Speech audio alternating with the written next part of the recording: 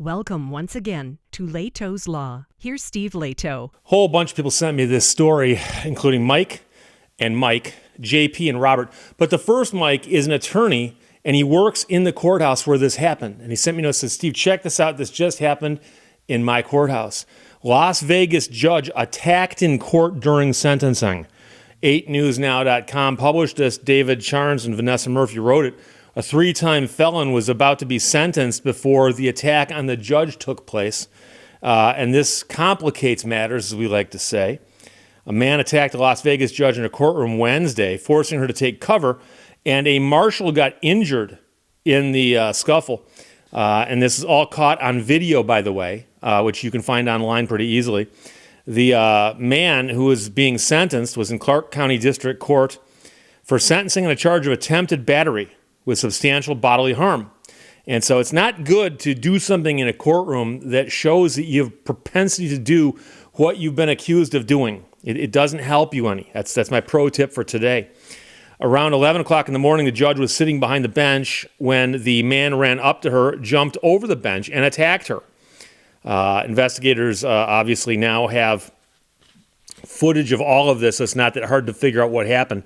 Several other people then fought with the man before throwing him to the ground.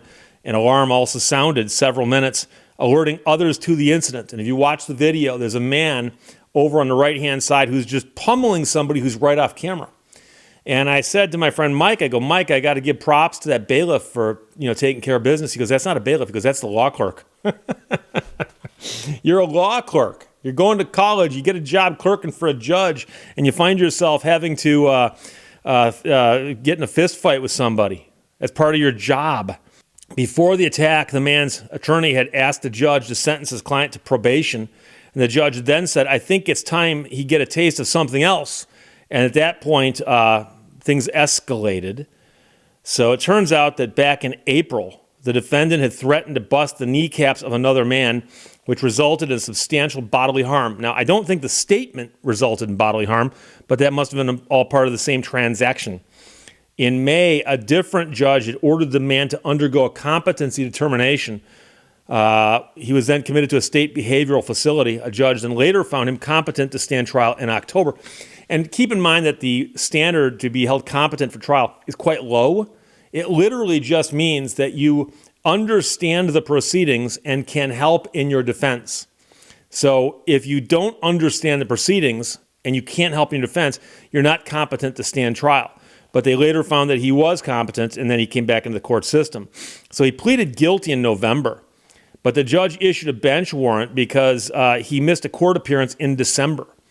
So he's booked into the Clark County Jail on new charges of battery and battery on a protected person. One count of the battery and protected person charge indicated the victim was substantially harmed. So reading between the lines here, the judge did get hurt, okay? Assuming that's who we're talking about. It could be the bailiff that got hurt, but he's due in court now today, believe it or not. Voters elected the judge to the bench in 2018. She previously worked for the Clark County District Attorney's Office. She often hears domestic violence and sex assault cases. She hit her head but was okay, according to sources. A spokesperson for the court said that her injuries were being monitored. A marshal was taken to the hospital, listed in stable condition. We commend the heroic acts of the staff, law enforcement, and all others who subdued the defendant, says a spokesperson for the court. Meanwhile, the defendant was previously in front of the same judge on charges of malicious destruction of property. Records show he served prison time on a domestic battery charge for a year starting in 2021, but at one point in time he was granted parole and got out.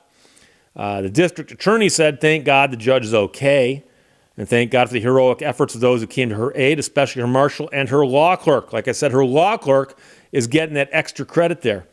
Sending our sincerest well wishes to District Court Judge Mary Kay Holthus and the marshal injured in a courtroom today, says the AG. They did ask the defendant for a comment through his attorney, and no comment was forthcoming by the time the story hit the press. So these kinds of things actually do happen from time to time. If you read Helter Skelter by Vincent Bugliosi, you'd know that at one point in time in the trial, one of the Manson defendants attempted to attack the judge. Also, I've been in a courtroom where something like this happened not far away. I did not witness it with my own eyes, but I saw part of it. Went back into chambers to discuss something with a judge and my opposing counsel on a case that we were trying to resolve. And the judge said, guys, I got to take a quick break here. I've got to sentence somebody. I'll go out, do the sentencing, be back 5-10 minutes. So we're just standing there in the little outer room there where the secretary sits. And all of a sudden we hear a kerfuffle happening in the courtroom. And the judge quickly steps through the door and closes the door behind him. The judge goes, hang on. And the judge didn't appear to be too terribly upset, but you could tell something had happened. And he then opens the door up and he looks and he asks somebody, is everything okay? And a voice comes back and said, yeah, everything's okay. And he said, okay. He closes the door again and goes, guys, what do you want to talk about now? And I go, I want to talk about what just happened in there. What just happened? What happened? And he said, I was sentencing the defendant who apparently didn't like what I was handing down. And he came around the lectern there and came charging towards the bench. Now, the thing here is, in Oakland County Circuit Court, in this particular courtroom, the bench is kind of high. And to get over it would take some effort. Now, Mike told me, this is the Mike who's the attorney in this courtroom, in this courthouse, he said, this bench is kind of high. The fact that this guy got over the bench is actually a remarkable thing because you'd feel kind of safe up there thinking, well, who can get me up here without going around? And most courts have got a bailiff or people around the bench so that it's not real easy to do an end around. So you're going to go right up the middle. You're coming this way, the judge can go that way. So in the Oakland County case, every courtroom in that courthouse has an Oakland County sheriff deputy acting as a bailiff. We're talking about the badge, the gun, the whole shooting match. Guys or gals are standing up there nearby the judge. And so when the guy charged the bench, I don't know if he got over it or not, but the judge just slipped out the side door while the bailiff, the deputy, took the guy down and hauled him off. And who knows what's going to happen. I don't even know what happened. I never followed up on it, but I remember the judge, he was a little bit agitated, but not terribly so. And that's because, like I said, all he had to do was make it 10 feet to a door. And by the way, there's a bailiff, a sheriff's deputy standing there blocking for him. So he was okay. This judge, unfortunately, got injured in this process. So now, instead of just getting sentenced to a sentence he doesn't like, he's facing new charges, which are very, very serious. But I have to talk about one thing that people often bring up. And they're going to say, well, Steve, this judge can't sentence him now, can she? Because she's biased. She's prejudiced. Well, here's the thing. Self-inflicted problems like that often cannot be used by the person who self-inflicted them. And so I'll give you an example. I watch a lot of videos on YouTube about trials and arrests and so on. And you'll occasionally see somebody in court who will stand up and go, Your Honor, just to let you know, I filed a lawsuit against you yesterday. Federal court, lawsuit. Judge goes, okay. They go, you can't hear my case anymore. And the judge goes, yes, I can. Call your first witness. The person goes, well, you can't. You're biased against me. Judge goes, that's not how it works.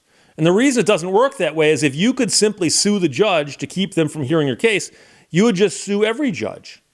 And yeah, it might get expensive in filing fees, but you'd never go to trial.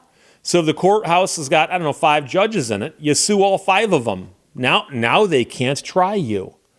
Of course they can try you. They can't let people do stuff like that and get away with it. However, with respect to the trial of the guy attacking the judge is both the victim and a witness.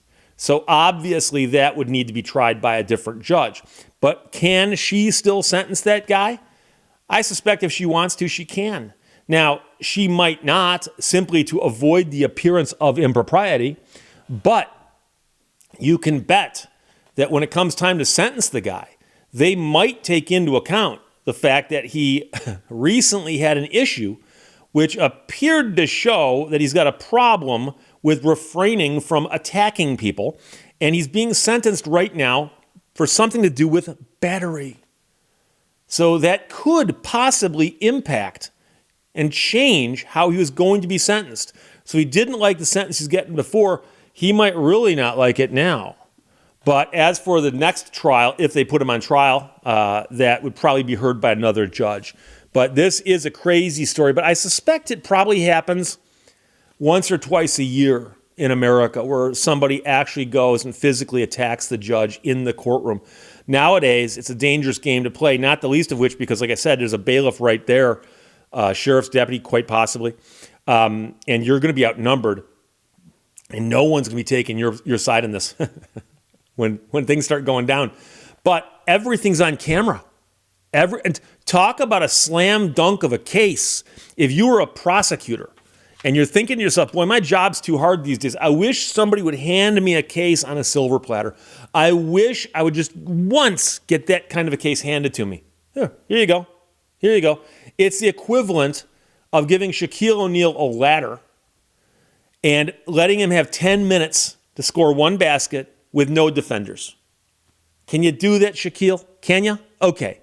Here we have a guy attacking a judge on camera in front of lawyers, bailiffs, court clerks, other litigants, and simply people in the gallery. And we can identify quite a few of them because we can simply look at the docketing information to find out who was there that day for what case. So it ain't going to be hard. You know, there are incidents that happen where someone calls the police and goes, "This just happened to me." Cops show up. Do you have any witnesses? No. Okay. Here, do you have any witnesses? Yes. And we've got video from several different angles. Okay. This, like I said, is a slam dunk. So it's a crazy story. It happens once in a while. Like I said, I was near one that happened, but I did not actually witness it with my own eyes, sadly. But I heard the story, and I was literally just 20 feet away from what had happened. It's just there was a wall and a door between me and what happened. So there you go. Las Vegas judge attacked in court during sentencing. From 8newsnow.com, David Charns and Vanessa Murphy wrote that. And Mike, the attorney, and the other Mike, JP, and Robert all sent it. Thanks a lot. Questions or comments, put them below. Let's talk to you later. Bye-bye. Thank you for watching Lehto's Law. The mind is sharper and keener in seclusion and uninterrupted solitude.